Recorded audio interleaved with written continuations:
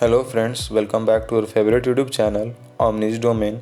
इस वीडियो में मैं आपके लिए जेईई मेंस 2022 का रजिस्ट्रेशन फॉर्म फिलअप करके बताऊंगा कि कैसे आपको रजिस्ट्रेशन फॉर्म फिलअप करना है। मैं स्टेप बाय स्टेप पूरी प्रोसेस आपको फॉर्म फिलअप करने का बताऊंगा ताकि आपको फॉर्म फिलअप करने में कोई भी प्रॉब्लम ना आए और आप कोई भी गलत इन्फॉर्मेशन ना डालें, क्योंकि इस बार आपको करेक्शन करने का कोई भी चांस नहीं मिलने वाला है। तो ये जेईई मेंस का वेबसाइट है। यहाँ पर आपको नीचे आपको मिलेगा रजिस्ट्रेशन फॉर जेईई मेंस 2022। फिर यहाँ पर ओके क्लिक कर देना है और उसके बाद 2 टर्मिनल मिलेगा। उसमें आपको लेफ़्ट टर्मिनल पर न्यू रजिस्ट्रेशन पर क्लिक करना है और राइट टर्मिनल अभी आपको नहीं करना है। जब आपके पास एप्लीकेशन नंबर और पासवर्ड जब दोनों आ जाएगा तब उस चीज़ को आप वहाँ से लॉगिन कर सकते हैं। तो न्यू रजिस्ट्रेशन पे क्लिक करने के बाद आपको यहाँ पर इंफॉर्मेशन बुलेटिन का भी PDF मिल जाएगा। यहाँ पे आप डाउनलोड कर सकते हैं और कुछ पॉइंट्स दिए हुए हैं, जिन पॉइंट्स को मैं यही रिकमेंड करूँगा कि आप सारे पॉइंट्स को केयरफुली पूरी तरीके से पढ़ लीजिए और समझ लीजिए कि क्या पॉइंट्स के बारे में बताया जा रहा है। इसमें कुछ फ़ी स्ट्रक्चर बताया गया है। बी आर्किटेक्चर के लिए 325 और बीटेक के लिए 650 रुपीज़ लगता है। और सारे इन्फॉर्मेशन को केयरफुली पढ़ने के बाद यहाँ पर आप चेकबॉक्स पे क्लिक करने के बाद आपको क्लिक कर देना है, क्लिक हियर टू प्रोसीड। अब यहाँ पर आपको कैंडिडेट्स का बेसिक इन्फॉर्मेशन डालना है, जैसे candidate's name, father's name, mother's name, candidates का डेट ऑफ बर्थ। तो यहाँ पर आपको जनरल इन्फॉर्मेशन है जो कि आप आसानी से डाल सकते हैं और जेंडर डालना है। और आइडेंटिटी कार्ड में आप बहुत सारा ऑप्शन आता है। बेसिकली लोग पैन कार्ड या आधार कार्ड डालते हैं, तो पैन कार्ड का ऑप्शन देता है। आधार कार्ड के लिए आप any government ID with photo पे क्लिक कर दीजिए, जो कि लास्ट ऑप्शन होता है। और फिर उसके बाद आधार कार्ड का नंबर वहाँ डाल दीजिए। और ये सब करने के बाद आपको फिर प्रेजेंट एड्रेस पूछा जाता है, जो कि जहाँ पर आप अभी अवेलेबल हैं उन सभी एड्रेस को डालिए। प्रेजेंट एड्रेस में आपको घर का नाम या नंबर पूछा जाता है। ऑप्शनल में आपको लोकेलिटी पूछा जाता है, कंट्री, स्टेट, डिस्ट्रिक्ट और पिन कोड क्या है उस जगह का, वो डालना रहता है। और ये सारे परमानेंट प्रेजेंट एड्रेस में आते हैं। जो जिस जगह पर आप अभी भी रह करके स्टडी कर रहे हैं वो सब प्रेजेंट एड्रेस में आपको डालना रहता है। और फिर ईमेल एड्रेस में आपको ईमेल एड्रेस डालना है अपने खुद का, जो कि आपके हमेशा टच में रहता है। आपको ऐसा ईमेल एड्रेस नहीं डालना है जो कि बहुत दिन का है, ईमेल एड्रेस बंद हो चुका है, क्योंकि आने वाले समय में वही ईमेल एड्रेस आपको काम देने वाला है। ये ईमेल एड्रेस ज़्यादातर आपको कॉलेज के समय काम आएगा। जब आपको कॉलेज अलॉट होगा तो तभी ये ईमेल एड्रेस ज़्यादा काम देता है। तो आप ऐसा ईमेल एड्रेस डालिए जो कि आपको काफ़ी आप उसको ओपन करके टाइम टू टाइम देख सकें। और फ़ोन नंबर भी आपको वही डालना है। अगर आपका खुद का पर्सनल ईमेल एड्रेस और फ़ोन नंबर है तो आप नहीं डालिए, अगर नहीं है तो आप अपने पेरेंट्स का डाल दीजिए जिससे आप हमेशा टच में रहें। एक चीज़ मैं और बताना चाहूँगा कि ईमेल एड्रेस और फ़ोन नंबर आप वही डालिए जो कि आप हमेशा उसको एक्सेस कर सकते हैं, क्योंकि यही ईमेल एड्रेस और फ़ोन नंबर जो है आपका अब हर जगह आने वाला है काम में। क्योंकि ये अब चेंज भी आप नहीं कर सकते हैं, क्योंकि आप ऑलरेडी मैं बता चुका हूँ कि जो भी इन्फॉर्मेशन आप अभी डाल रहे हैं वो आपका कभी भी इन्फो का चेंज नहीं होने वाला है। आपको चेंज करने का कभी भी दोबारा मौका नहीं मिलने वाला है।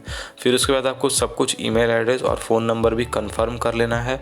और फिर एक अल्टरनेट कॉन्टैक्ट नंबर डालना रहता है जो कि आपका ऑप्शनल होता है, जो कि आप अपने कॉन्टैक्ट नंबर से अलावा कोई कॉन्टैक्ट नंबर हो तो वो डाल दीजिए। और फिर उसके बाद परमानेंट एड्रेस का ऑप्शन आता है। तो परमानेंट एड्रेस का ऑप्शन में आपको वैसा एड्रेस डालना है जो कि आपका परमानेंट एड्रेस है। तो अगर आपका परमानेंट एड्रेस और प्रेजेंट एड्रेस सेम है तो चेक बॉक्स पे क्लिक कर दीजिएगा, तो वो सारा ऑप्शन जो है वो अपने आप हट जाएगा। अगर वो परमानेंट एड्रेस आपका वो नहीं है तो आप परमानेंट एड्रेस भी आप उसी तरीके से सारा सब कुछ डाल सकते हैं। फिर उसके बाद पासवर्ड का ऑप्शन आता है जिसमें आपको पासवर्ड डालना रहता है। पासवर्ड में भी क्राइटेरिया होता है कि आपका एक बड़ा कैपिटल लेटर, एक स्मॉल लेटर और न्यूमेरिकल वैल्यू और कुछ सिंबल्स होने ज़रूरी हैं। और सिक्योरिटी क्वेश्चन में आपको बेसिकली ऐसा क्वेश्चन आता है जैसे कि आपका पेट नेम क्या है, फर्स्ट स्कूल नेम क्या है। तो ये सब चीज़ आपको कभी किसी से डिस्कस नहीं करना रहता है। और फिर उसके बाद आपको सबमिट कर देना रहता है। सबमिट करने के बाद आपको इस तरह का इंटरफेस मिलेगा जहाँ पर आपको पूछा जाता है कि जो भी इंफॉर्मेशन आप डालें हैं वो 100% सही है या नहीं है। आप उस चीज़ को फिर से चेक कर लीजिए। अब ये लास्ट आपका चांस रहता है जहाँ पर आप इसको करेक्ट कर सकते हैं। इस ऑप्शन के बाद आप कभी भी इसको करेक्ट नहीं कर पाइएगा। और यहाँ पर आपको कुछ नीचे चेक बॉक्स दिए रहते हैं, father's name, mother's name, email address, contact number, category, ये सब चेक बॉक्स इसलिए दिया हुआ रहता है ताकि आप उस चीज़ को फिर से चेक कर लीजिए। और चेक करने के बाद अगर वो चीज़ सही है तो आप नीचे चेक बॉक्स पे टिक लगा दीजिए कि हाँ वो चीज़ सही है। और अगर गलत है तो नीचे रेड कलर का आपको आइकन बना हुआ बॉक्स में दिख जाएगा, जो कि आपको वहाँ से आपको एडिट का ऑप्शन आता है, वहाँ से आप एडिट कर सकते हैं। अगर आपका सब कुछ सही है तो सारे चेक बॉक्स को फिल करके आपको नीचे फाइनली आई अग्री पे करके और फिर सबमिट एंड सेंड OTP पे क्लिक कर देना है। सबमिट एंड सेंड OTP पे क्लिक करने के बाद जो भी आपका कॉन्टैक्ट नंबर दिया हुआ था उस कॉन्टैक्ट नंबर पर एक OTP आएगा। उस OTP को यहाँ पर डाल देना है और फिल करने के बाद आपको सबमिट कर देना है। सबमिट रजिस्ट्रेशन फॉर्म पे क्लिक कर देना है। अब ये आपका रजिस्ट्रेशन फॉर्म सबमिट हो चुका है। आपका एप्लीकेशन नंबर भी आपको यहाँ पर बन के आ गया है।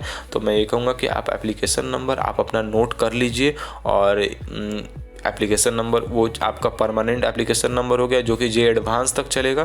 फिर आपको क्लिक हियर टू प्रोसीड पे क्लिक करने के बाद कुछ मोर डिटेल्स आपके बारे में पूछा जाएगा, वो सब चीज़ डाल देना है। जैसे कैटेगरी क्या है, आपने 12th क्लास किस बेसिस पे पास किए, अगर आप डायबिटिक हैं या नहीं हैं, प्लेस ऑफ रेसिडेंस पूछा जाएगा, एनुअल इनकम पूछा जाएगा, मोड ऑफ प्रिपरेशन जो कि कोचिंग होता है या फिर सेल्फ स्टडी होता है, फिर मीडियम कि आपने 12th क्लास किस मीडियम में पास किया है, तो आप हिंदी इंग्लिश जो भी है वो आप डाल सकते हैं। फिर उसके बाद सिक्योरिटी पिन डालने के बाद आपको सबमिट कर देना रहता है।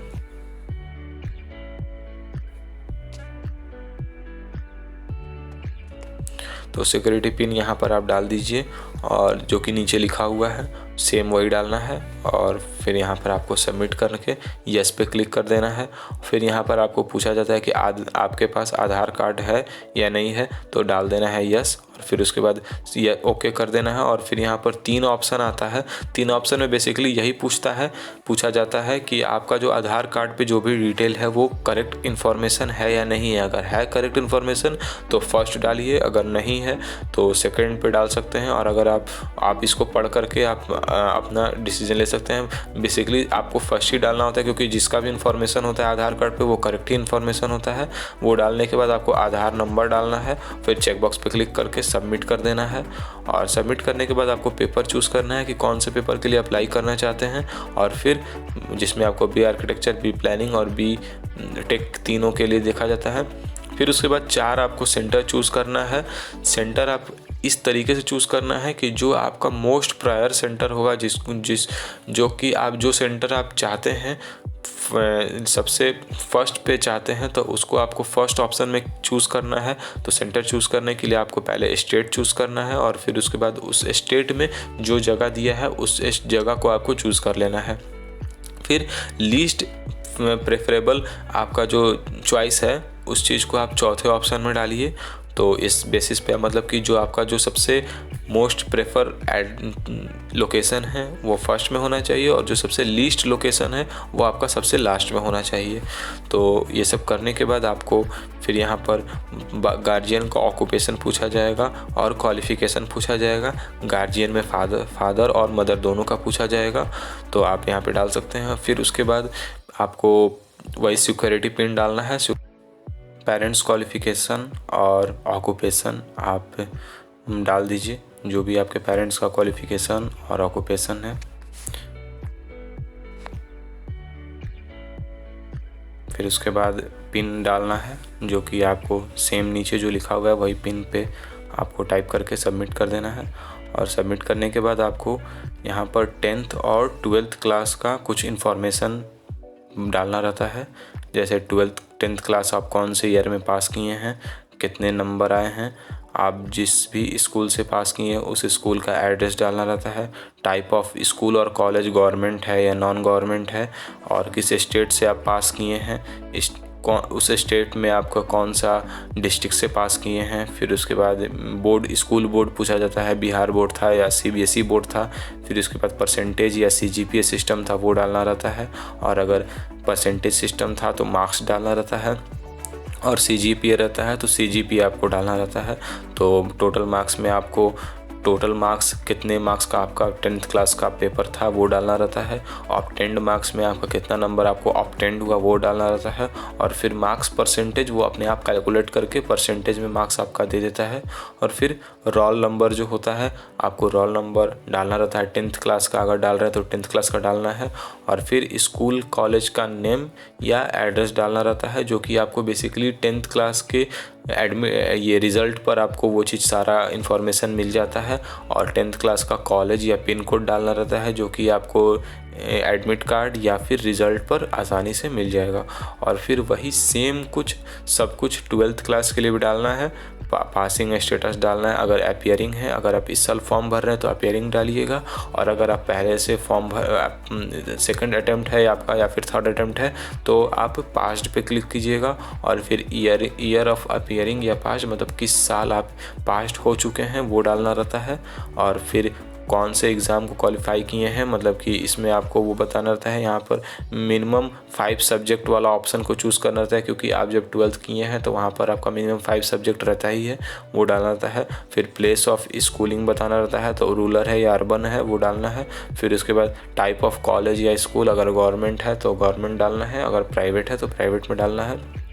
फिर अगर आपका बिहार बोर्ड है तो बिहार बोर्ड डालिए, CBSE है तो CBSE बोर्ड में सेंट्रल बोर्ड ऑफ एजुकेशन करके डालना रहता है। और फिर रिज़ल्ट मोड में भी वही परसेंटेज या CGPA। फिर मार्क्स बताना रहता है, टोटल मार्क्स कितने आए हैं और कितना मार्क्स का टोटल एग्ज़ाम था, फिर परसेंटेज वो कैलकुलेट कर लेता है। फिर रोल नंबर डालना रहता है 12th क्लास का। फिर स्कूल का एड्रेस का स्कूल या कॉलेज का नेम या एड्रेस डालना रहता है। और फिर उसी स्कूल या कॉलेज का पिन कोड डालना रहता है। फिर सिक्योरिटी पिन डालना है। और फिर उसके बाद सेव एंड नेक्स्ट पे क्लिक कर देना है, यस पे क्लिक कर देना है। फिर उसके बाद ट्विन पूछा जाता है कि आप ट्विन है या नहीं है, अगर हैं तो यस कीजिए, नहीं है तो नो कीजिए। और फिर पिन डाल के सबमिट कर देना आता है। और अब ये आपका सेकंड पार्ट स्टार्ट हो जाता है, जहाँ पर आपको डॉक्यूमेंट सबमिट करना रहता है। डॉक्यूमेंट में बेसिकली आपको फ़ोटोग्राफ, सिग्नेचर और कैटेगरी सर्टिफिकेट डालना है। तो फोटोग्राफ का आपको कुछ क्राइटेरिया ध्यान देना रहता है, जिसमें आपका वाइट बैकग्राउंड होना चाहिए और ब्लैक एंड वाइट या कलरफुल दोनों हो सकता है। और 80% फेस होना चाहिए, विदाउट मास्क होना चाहिए। और JPG फॉर्मेट में सारे डॉक्यूमेंट्स होने चाहिए और साइज़ दिया हुआ है सारे डॉक्यूमेंट्स का। और सिग्नेचर आपको नॉर्मल सिग्नेचर करके वाइट पेपर पे और उसका JPG फॉर्मेट में डाल देना है। कैटेगरी सर्टिफिकेट के लिए कुछ लोगों को हो सकता है प्रॉब्लम हो, तो कैटेगरी सर्टिफिकेट अगर है आपके पास तो वो डाल दीजिए। अगर कैटेगरी सर्टिफिकेट आपके पास नहीं है तो NTA के द्वारा डिक्लेरेशन है, उस डिक्लेरेशन को आप डाउनलोड कीजिए, जो कि इन्फॉर्मेशन बुलेटिन में मिलेगा।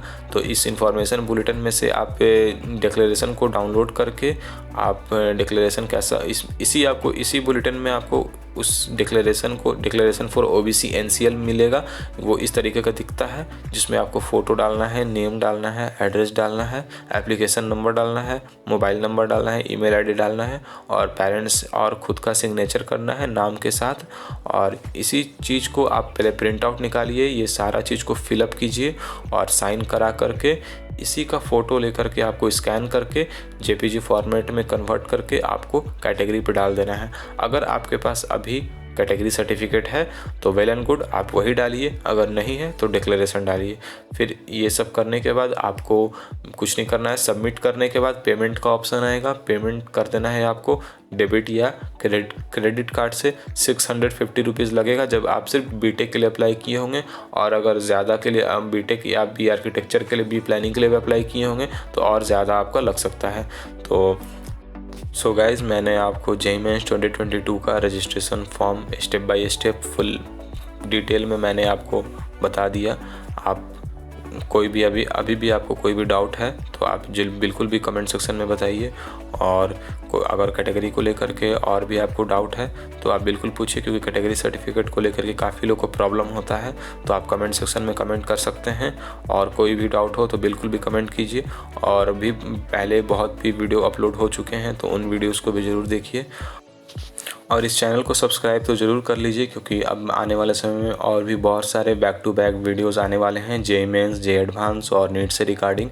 तो चैनल को सब्सक्राइब तो ज़रूर कर लेना है आपको, और बेल आइकन पे ज़रूर प्रेस कर दीजिए, ताकि कोई भी नोटिफिकेशन आए तो आपका उसका अब इन्फॉर्मेशन आपको पता चल सके। तो इस वीडियो में इतना ही। Thanks for watching the video. Thank you.